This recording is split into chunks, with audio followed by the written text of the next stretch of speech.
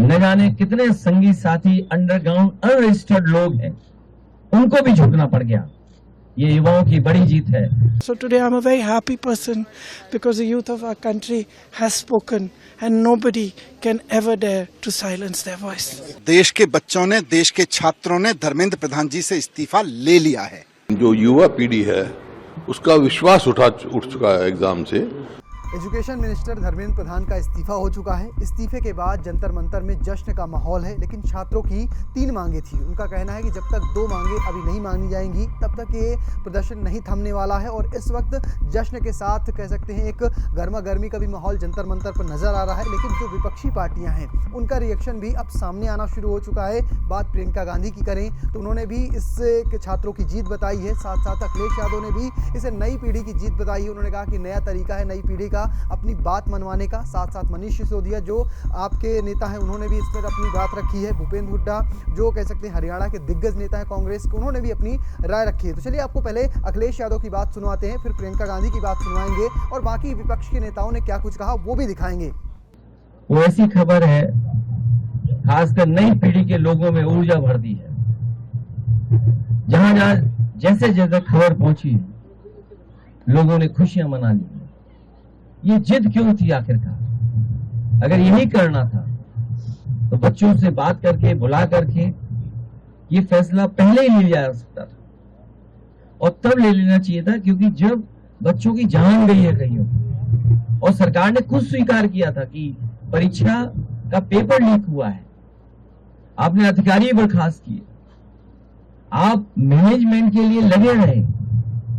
हालांकि कैमरे के सामने आप बोलते थे, लेकिन जिंदगी की ताकत को देख करके आपको अपना मोबाइल भी टेढ़ा करना पड़ गया और मोबाइल टेढ़ा कर करके आपको अपनी भाषा, अपना व्यवहार, अपनी भाषण देना पड़ा और एक बार नहीं 2 बार देना पड़ा, क्योंकि नई पीढ़ी के लोग रात में भी जगते हैं। तो रात में भाषण दिया। वैसे तो 8 बजे भाषण होता है अक्सर, इस बार तो रात के 12 बजे के लगभग भाषण हो रहे हैं।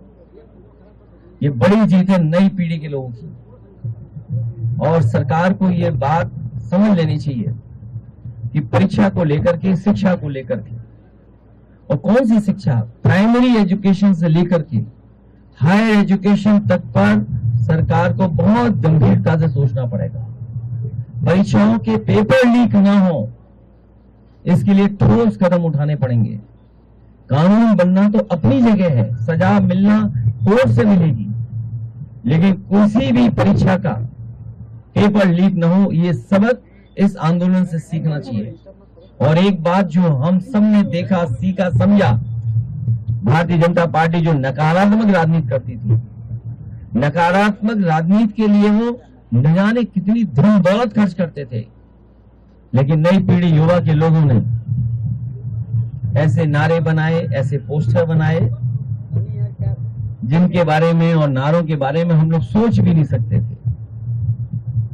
वो नारे आए, किसी का समर्थन रहा हो ना रहा हो पॉलिटिकल पार्टी का, लेकिन एक एक युवा उससे जुड़ कर गया। ये युवाओं की और आज के जमाने के इंटरनेट और सोशल मीडिया के माध्यम से और सड़कों पर जो आंदोलन फैला, उसकी वजह से अंतोगत्वा भारतीय जनता पार्टी जो विश्व की सबसे बड़ी पार्टी है, जिनके पास न जाने कितने संगी साथी अंडरग्राउंड अनरजिस्टर्ड लोग हैं, उनको भी झुकना पड़ गया। ये युवाओं की बड़ी जीत है। लेकिन इससे सभी पॉलिटिकल पार्टी के लोगों को ये सबक लेना चाहिए कि हमारे आने वाले समय में जो परीक्षाएं हों, उनको ठोस बना करके ही कोई पेपर लीक ना हो और युवाओं को रोजगार और नौकरी के लिए रास्ते खोलने पड़ेंगे। अच्छा, आप ये भी आरोप है सर कि Yes, so I'm very, very happy for many reasons. But the main reason is that I believe today, the 25th of July 2026, is the day that the people of our country have started claiming their country back from those who have tried to destroy the Constitution, from those who have tried everything to oppress and suppress the voice of our people. I believe that this is a victory for the youth of India. I am so proud of each one of them who has gone and stood there. they have done it exactly in the way that Mahatma Gandhi taught us. They have done it non-violently. Pellet guns were fired at them. Tear gas was fired at them. They were beaten with lathis. They had injuries, serious injuries, but they did not bend. The government had to bend to their will. And that is a lesson for every ruler of this country from now to forever. You have to listen to the will of the people. In this country, this is a democracy. The will of the people is paramount. There is nothing above it. No human being, no single leader, no dictator, no force can stop the will of the Indian people. Today this has been proved by our students, by our young people.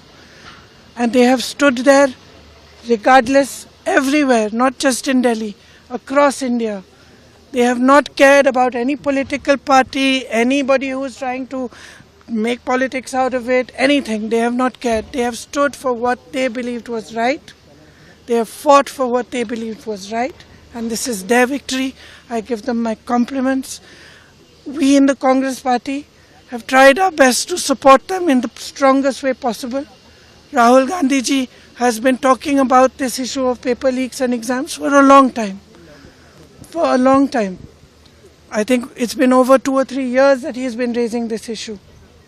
So I think that I want to compliment him as well, because he has raised this issue and he has got the rest of us in the party, the NSUI, the Youth Congress, to not only support the students but to create a movement all across the country for the rights of students, for the reform of our education system. So now I think this is the beginning, but I am really, really happy. I got a little bit emotional when I heard this news, because many times in these last 10 or 12 years I have thought to myself, when are our young people going to wake up? Look what is being done to our country. RSS is filling the entire educational system. Every post, every vice chancellor, the ideology of our forefathers has been broken down. Force is being used against young people, against anybody who raises their voice and protest. So today I'm a very happy person, because the youth of our country has spoken and nobody can ever dare to silence their voice. मेरी प्रतिक्रिया इस पे ये है कि धर्मेंद्र प्रधान जी ने अपना इस्तीफा भेज नहीं दिया है। देश के बच्चों ने, देश के छात्रों ने धर्मेंद्र प्रधान जी से इस्तीफा ले लिया है। भेजना या मोदी जी का इस्तीफा लेना तो उस वक्त कहा जाता जब नीट का पेपर घोटाला हुआ और 22 बच्चों ने सुसाइड कर लिया।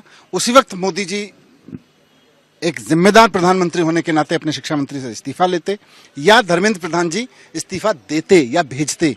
आज तो देश के बच्चों ने, देश की जेनजी ने प्रधानमंत्री को, अहंकारी प्रधानमंत्री को मजबूर किया है कि वो अपने भ्रष्टाचारी शिक्षा मंत्री को उसके पद से हटाएं, उससे इस्तीफा लें। देश में एक बहुत बड़े पैमाने पर शिक्षा क्रांति की जरूरत है।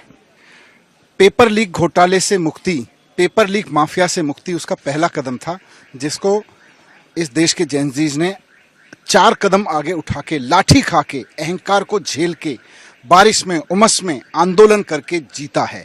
ये पहली जंग जीती है, लेकिन शिक्षा सुधार का आंदोलन इससे जन्म लेगा। मैं समझता हूं कि आज से 5-10 साल बाद जब भारत में बड़े बड़े शिक्षा क्रांति के काम हो रहे होंगे, बड़े बड़े एजुकेशन रिफॉर्म हो रहे होंगे, सारी दुनिया से आगे भारत निकल रहा होगा 10 साल में एजुकेशन में, उस वक्त इस आंदोलन को एक नींव के पत्थर के रूप में देखा जाएगा।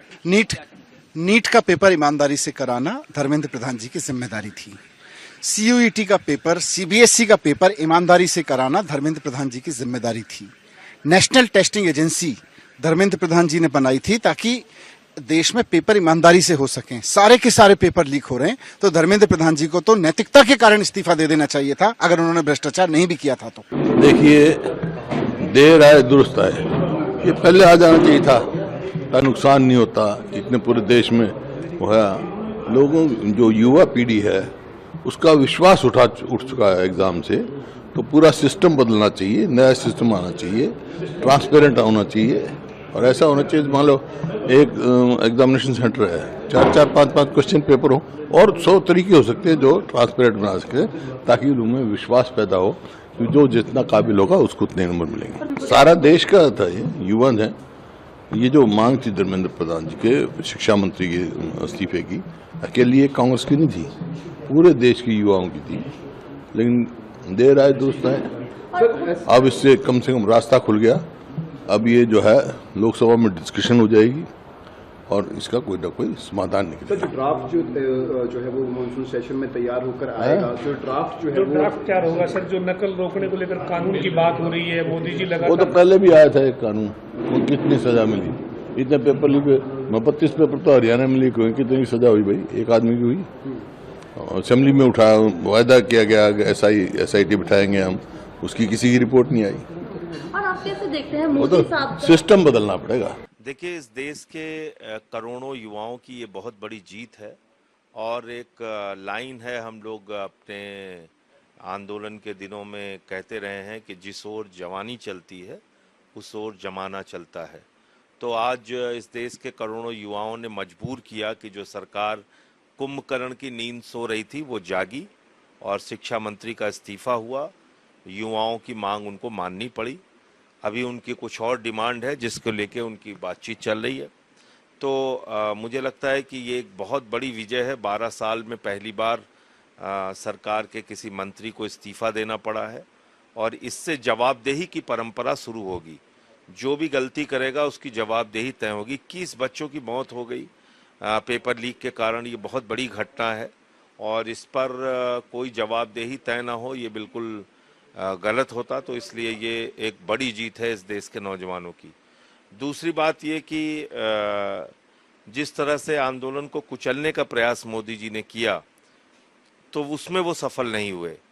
वो जितना नौजवानों से लड़ रहे थे, नौजवान उनसे कई गुना ज़्यादा तेज़ी से लड़ रहा था। पूरे देश में इसका विस्तार हो रहा था आंदोलन का। तो उन्होंने समझ लिया कि अब शायद इसके अलावा कोई दूसरा रास्ता नहीं है। मैं फिर से एक बार इस देश के करोड़ों युवाओं को नमन करता हूँ। सोनम वांगचुक जी जिन्होंने अनशन रखा इतने दिनों तक, अभिजीत दीपके और उनके सभी साथी और इस देश के करोड़ों युवा बधाई के पात्र हैं जिन्होंने इस सरकार को युवा शक्ति के आगे झुकने के लिए मजबूर किया। पेपर लीक से शुरू हुई लड़ाई अब रोजगार तक आगे बढ़ेगी, ऐसा मेरा मानना है और ऐसी मेरी उम्मीद है। देखिए, प्रधानमंत्री ये समझ गए कि गोदी मीडिया से अब काम नहीं चलेगा और आपने देखा होगा कि पहले 8 बजे शाम को वो प्रकट होते थे तो सारे टीवी चैनल लाइव करते थे। इस बार वो इस चक्कर में नहीं पड़े क्योंकि उन्होंने पता कर लिया कि अब तो कोई टीवी चैनल देख ही नहीं रहा है। इस आंदोलन की एक बड़ी विजय ये है कि अब लोगों ने टीवी चैनल देखना छोड़ दिया। इंस्टा देख रहे हैं, एक्स देख रहे हैं, फेसबुक देख रहे हैं, व्हाट्सएप देख रहे हैं। तो ये अब क्राउड जो है वो शिफ्ट कर गया है। ठीक है, उन्होंने अपने पत्र में क्या लिखा उसके बारे में कोई टिप्पणी नहीं करना चाहता। मैं सिर्फ इतना कहना चाहता हूँ कि जवाबदेही तो तय होनी ही चाहिए और अगर 21 बच्चों ने अपनी जान दी है पेपर लीक के कारण तो इस देश का युवा जो मांग कर रहा था उसको सरकार ने मजबूरी में सही माना। तो अभी एक बात ये तय हो गई कि आप लाठी से इन नौजवानों से नहीं निपट सकते और दूसरी बात ये भी कि जो ये कायर नेता हैं जो इनके आगे झुक जाते हैं ईडी सीबीआई के डर से, उनके लिए भी एक सबक है कि यार छोटे छोटे बच्चों ने हरा दिया मोदी को, तुम नतमस्तक हो जाते हो इस आदमी के आगे, तुम एकदम कायरों की तरह घुटने टेक देते हो ईडी सीबीआई का डर देख के। तो ये बहुत ही अजीब बात है जो पॉलिटिकल पार्टीज के लीडर्स इस तानाशाह के आगे झुकते हैं। उनको भी सबक लेना चाहिए नौजवानों से। देखिए, एक संवेदनशील राजनीतिक दल का काम क्या है? कोई भी आंदोलन इस देश में जायज मांगों के लिए चल रहा है उसका समर्थन कीजिए। किसानों ने आंदोलन किया उसका भी हमने समर्थन किया। मैं सस्पेंड हुआ उसमें पार्लियामेंट में, हमारी पूरी पार्टी ने सपोर्ट किया। केजरीवाल साहब मुख्यमंत्री थे, हमने यहाँ पे गिरफ्तारी के लिए स्टेडियम नहीं दिया। तो जो हम उस वक्त कर सकते थे हमने किसानों के साथ रह के किया और बाद में 1 साल के आंदोलन के बाद सरकार को मजबूर होना पड़ा, तीनों काला कानून वापस हुआ। नौजवानों का आंदोलन चल रहा था, इसमें एक संवेदनशील राजनीतिक दल होने के नाते हमने उनका साथ दिया और एक कार्यकर्ता की तरह उनका साथ दिया। जब ये 20 जुलाई को संसद मार्च था तो हम उनके साथ थे, उनके साथ चल रहे थे। 2-2, 3-3 बैरिकेड तोड़ के हमने उनका साथ दिया, उनके आंदोलन में रहे। नहीं, देखिए, जिस तरीके से लाठी चार्ज होने के बाद यंग बच्चों को, 16 साल के बच्चे थे, 15 साल के बच्चे थे, ये कहा गया कि हमारे देश के खिलाफ काम हो रहा है, एंटी नेशनल्स हैं। उन बच्चों ने अपनी कहानियां सुनाकर, इतने सारे अनगिनत वीडियोस दिखाकर जहां दिल्ली पुलिस ने उन पे इस तरीके की बमबारी की है, वो सब सामने आया है। उसके चलते जो देश में आक्रोश पैदा हुआ, वो उसका खामियाजा सरकार को उनके इस्तीफे से भरना पड़ा है। सिर्फ वो दिल्ली तक नहीं सीमित रही फिर वो लड़ाई सब जगह फैली है, चाहे वो मिजोरम हो, चाहे वो पुणे हो, चाहे वो नासिक हो, नागपुर हो, कोलकाता हो, बेंगलुरु हो, मुंबई हो, सब तरफ उसकी गूंज सुनाई दी है। तो यही साबित होता है, जब सरकार अपनी आंख मूंद ले, अपने कान बंद कर ले और सिर्फ मुंह खोल कर रखे, तो कहीं ना कहीं जनता का आक्रोश बाहर निकलता ही है। आप कुछ भी उनको कह लीजिए, उन बच्चों ने कर दिखाया है, लड़ाई लड़के दिखाई सकता है। आगे कुछ बात अभी हम सब बात करेंगे इसके बारे में। हो सकता है मोर्चा तो होगा ही, तिरंगा मोर्चा होगा, जहाँ पे हम सभी देशवासियों को आभार व्यक्त करेंगे और उनका धन्यवाद कहेंगे कि आने वाले समय में जो अकाउंटेबिलिटी के मापदंड उन्होंने तय किए हैं, वो अकाउंटेबिलिटी लगी रहे, बनी रहे, और जो हमारी युवा पीढ़ी है वो सशक्त रहे, एकजुट रहे, और ये अकाउंटेबिलिटी सरकार की तरफ से और अहंकारी सरकार से मांग करती रहे। आगे कुछ बात अभी हम सब बात करेंगे इसके बारे में। हो सकता है मोर्चा तो होगा ही, तिरंगा मोर्चा होगा, जहाँ पे हम सभी देशवासियों को आभार व्यक्त करेंगे और उनका धन्यवाद कहेंगे कि आने वाले समय में जो अकाउंटेबिलिटी के मापदंड उन्होंने तय किए हैं, वो अकाउंटेबिलिटी लगी रहे, बनी रहे, और जो हमारी युवा पीढ़ी है वो सशक्त रहे, एकजुट रहे, और ये अकाउंटेबिलिटी सरकार की तरफ से और अहंकारी सरकार से मांग करती रहे। ये जीत सिर्फ और सिर्फ देश के युवा की है। वो देश का युवा जो अपने आप को रास्ता भटकता हुआ देख रहा था, आगे अंधकार देख रहा था, भविष्य के रास्ते बंद होते हुए देख रहा था। उन्होंने ये पूरी लड़ाई अपने हाथ में लेकर उन सारे बच्चों की लड़ाई लड़ी है जो हमारे देश का भविष्य उज्जवल करने में तत्पर है। आज उन लोगों के लिए जस्टिस मिला है, वो 22 बच्चे जिनकी जाने गई क्योंकि पेपर लीक की वजह से उनकी जाने गई, इतने लोगों की मेंटल हैरेसमेंट हुई, उसकी जीत है। मैं सारे युवाओं को बधाई देना चाहती हूँ और मैं उम्मीद करती हूँ ये पहला कदम होगा केंद्र सरकार की तरफ से, जो अकाउंटेबिलिटी देश उनसे अपेक्षा करता है, और सरकार जो of the people, by the people, for the people होती है, आज उसका पहला कदम है। आने वाले समय में जो जनता चाहती है आपसे कि एजुकेशनल रिफॉर्म्स आए, पेपर लीक माफिया का जो रीढ़ की हड्डी है वो तोड़ी जाए, और किसी तरीके से बच्चों को कोई भी दिक्कतें ना आए जब वो शिक्षा प्राप्त कर रहे हो। तो मैं सभी को बधाई देना चाहती हूँ। हम सबकी उसमें मेहनत लगी, पर वो मेहनत रंग लाई है। उसके ऊपर मैं मानती हूँ देश प्रेम कुछ नहीं हो सकता। देखिए, ये वो सरकार है जो इतने अहंकार से भरी है, तीसरा टर्म है, पर उन्होंने इतनी सारे ऐसी दिक्कतें आई थी देश के सामने, चाहे वो ट्रेन की त्रासदी हो, ट्रेन के एक्सीडेंट्स हो, कोविड के समय पे इतनी सारी जानें गई हो जो ट्रेन की दूसरे डायरेक्शन में चली जाती थी, पर कोई अकाउंटेबिलिटी नहीं होती थी। उनको लगता था वो सबके ऊपर है। आज ये पहली बार हम जेनजी को कहते थे कि जेनजी सीरियस नहीं है, जेनजी ने अपना सीरियसनेस बताया है। अथॉरिटी से लड़ाई लड़कर, ऐसे पावरफुल लोगों से लड़ाई लड़कर उन्होंने अपने भविष्य के लिए, भविष्य को अपने हाथ में लेकर अकाउंटेबिलिटी तय की है। वो लोग जो इन बच्चों को एंटी नेशनल कह रहे थे और अपनी जगह पे बैठकर ज्ञान दे रहे थे, आज वो लोग साबित हुए हैं कि सही मायने में एंटी नेशनल वो थे जो अकाउंटेबिलिटी नहीं तय करने दे रहे थे। बड़े से बड़ा नेता हो या देश के प्रधानमंत्री हो, अगर वो इनकी जवाबदेही है तो देश की जनता से है। आज वो सच होता हुआ दिखा है, और साथ ही साथ बच्चों ने रास्ता दिखाया है हम सभी को, हिम्मत दिखाई है हम सभी को कि लड़ाई करने की क्षमता दिखाई है हम सभी को कि पीसफुल हो सकती है, लड़ाई हो सकती है। भले ही राज्य एफआईआर दर्ज कर दे, लाठीचार्ज कर दे, पैलेट गन्स चला ले, बेटन्स चला ले, जो उनके मन में आए कर दे, डिटेन कर दे, जेल में भर दे, धमकाए, डराए, एंटी नेशनल कहे, ट्रेटर्स कहे, पाकिस्तानी फंडेड कहे, चाइनीज फंडेड कहे, उन सब ने एक रास्ता दिखाया है कि अकाउंटेबिलिटी सरकार का सबसे बड़ा महत्वपूर्ण हिस्सा होता है। और आने वाले समय में यह एक पहला कदम है। आने वाले समय में अपने सारे मिनिस्टर्स को अकाउंटेबिलिटी की तरफ ही काम करना होगा। ये अहंकार से नहीं लेकर बैठ सकते कि हम तो फेविकॉल का जोड़ हैं, टूटेंगे ही नहीं। ये किसी के लिए भी आज तक देश के इतिहास में डेमोक्रेसी के चलते किसी के लिए साबित नहीं हुआ। नीट पेपर लीक का मुद्दा जैसे ही देश में गूंजने लगा, अभिजीत दीपके जो बोस्टन यूनिवर्सिटी में पढ़ाई कर रहे थे, उन्होंने एक सोशल मीडिया में एक सटायर पेज बनाया जिसे नाम रखा गया था कॉकरोच जनता पार्टी, जिसने लगातार नीट पेपर लीक विवाद को उठाया। और उसके बाद ये विवाद कह सकते हैं खुद अभिजीत दीपके वहाँ से बोस्टन यूनिवर्सिटी से दिल्ली आते हैं, जंतर मंतर पर पहला प्रदर्शन करते हैं और उसके बाद जब सरकार उनकी बात नहीं सुनती है तब उन्होंने एक लंबे अनशन की शुरुआत की। इस आंदोलन को हवा तब मिली जब सोनम वांगचुक जो एक सामाजिक कार्यकर्ता हैं वो इसमें शामिल होते हैं और हंगर स्ट्राइक की शुरुआत करते हैं। 20 दिन तक वो हंगर स्ट्राइक में बैठे रहते हैं। 21वें दिन दिल्ली पुलिस के जवान पहुंचते हैं और उन्हें वहां से उठाकर सफदरजंग हॉस्पिटल में शिफ्ट कर दिया जाता है। और फिर तो कह सकते हैं एक नई ऊर्जा और नया जोश युवाओं के बीच देखने को मिलता है। कह सकते हैं हज़ारों की तादाद में लोग जंतर मंतर पहुँच रहे थे, अपनी मांगें रख रहे थे और उनकी मांग में पहली जो प्रमुख मांग थी वो था धर्मेंद्र प्रधान का इस्तीफा हो। और इसके बाद सरकार ने इन सब की बात सुनी।